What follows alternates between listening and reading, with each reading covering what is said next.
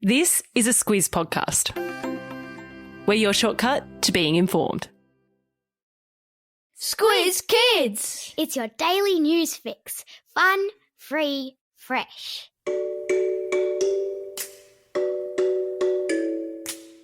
Good morning and welcome to Squiz Kids Today, your fresh take on what's happening in the world around you. I'm Bryce Corbett. It's Thursday, April 7. In Squiz Kids Today, it's election time. Spain's 12-year-old Iron Man, the birth of a new mega planet, and the science behind puppy dog eyes. That's what's making news, kid style. The lowdown. Hold on to your hats, Squiz Kids.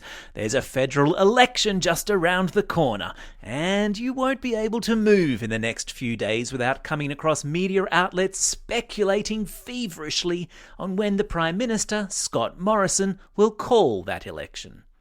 Now, what does that mean, to call an election? It essentially means setting a date for when everyone in Australia over the age of 18 troops off to a polling booth and casts their vote for who they want to run the country for the next 4 years or so. It's kind of like a school captain election at your school, but with not as many candidates promising extended lunch periods or free quelches from the canteen. A federal election will most likely be held here in Australia on either May 14 or May 21. And between now and then, there will be an election campaign, which is when candidates run around the country and try to win everyone's vote. But before the campaign, there are some formalities to calling an election, and here's roughly how it will go down. Prime Minister Scott Morrison will hop in a car with a little Australian flag on the bonnet and make the short drive across town from the Lodge, which is the house where the PM lives when he's in Canberra, to a big house not far away called Government House, where the Queen's representative in Australia lives. That person is otherwise known as the Governor-General, and at the moment it's a bloke called David Hurley, who used to be a high-ranking army officer. Once inside the Governor-General's house, the PM will ask the Governor-General to dissolve the existing Parliament, which basically puts a whole bunch of politicians out of a job, and then an election date will be set and the PM will hop back in his car, head back to Parliament House and hold a media conference to let us all know what's going on. And if all of that still leaves you scratching your head, don't panic. We've joined forces with the Museum of Australian Democracy in Canberra to produce a 4-part series called The Sensational World of Civics, designed to make sense of all the mysterious goings-on in Canberra. Stay tuned after the school holidays for that one to kick off.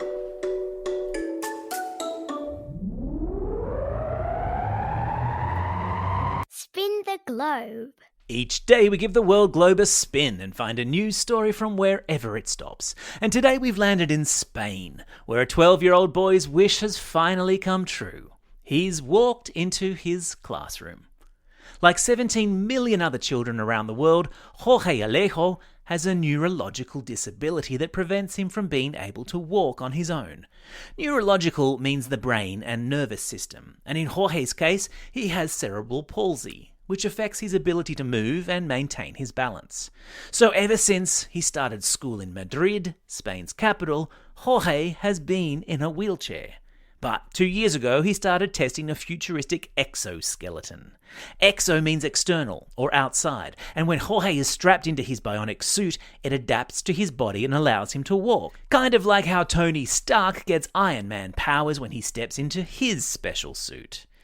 Yesterday, on Jorge's 12th birthday, after 2 years of practicing with the suit, he finally walked into school instead of rolling in his wheelchair. There's a short video of that in your episode notes. Pretty good 12th birthday, all things considered. Animal Kingdom. If you have a dog, then you'll know they have a crazy way of tugging at your heartstrings. Ever heard the expression puppy dog eyes? That way a dog will look at you and melt your heart? Well, it's no accident, and according to a new study, it's all thanks to a bunch of fast-twitching muscles in a dog's face. Tiny muscles above a dog's eyebrows, and a set of muscles around their mouths, plus generations of learned behaviour on their part to work out which facial expressions get the most reaction from humans, have meant dogs communicate better with humans than any other animal on the planet. Researchers believe it's a large part of why they've managed to become so loved and so well looked after by humans. The sleeping indoors, the receiving of treats, the long walks in the park, dogs have totally got it made. Cats, well, that's another story. Just getting a cat to make eye contact with you is an achievement in and of itself. Am I right?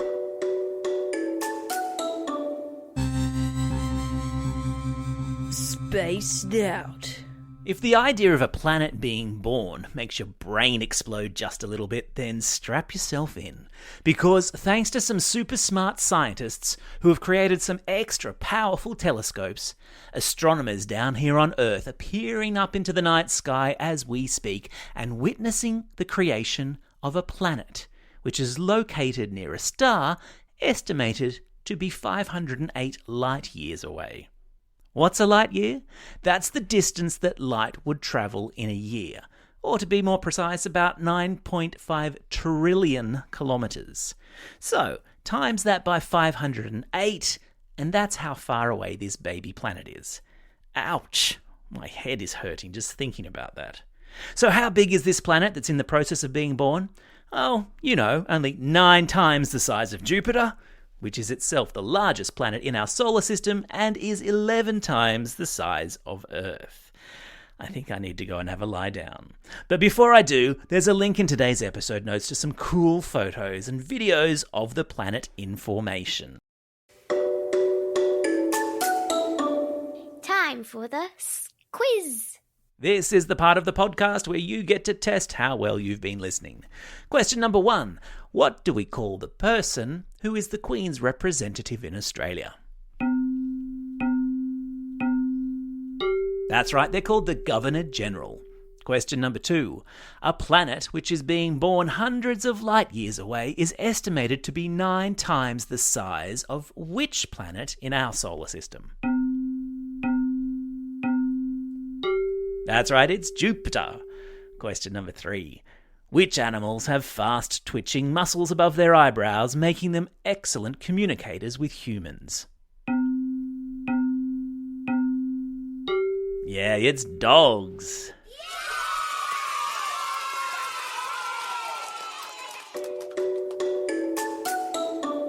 Shout outs.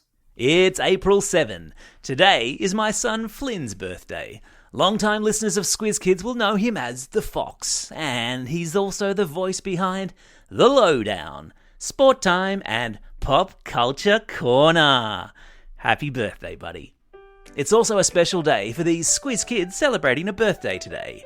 Oscar from Exeter Public School, Kalija from Ashmont, Mackenzie from Queanbeyan South, Esther from Yass, Clemmy from Bronte, and Zach from Burrawa.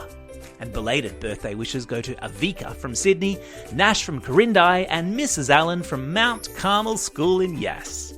And classroom shout-outs today go to Miss Hyde and Class 3H from Turramurra North Public School, Class 4O at Narrawena Public School, Mrs. Ryan and Class 5R at Angadine West Public School, and finally the teachers at Mount Carmel School in Yass wish all the students there a very happy holiday.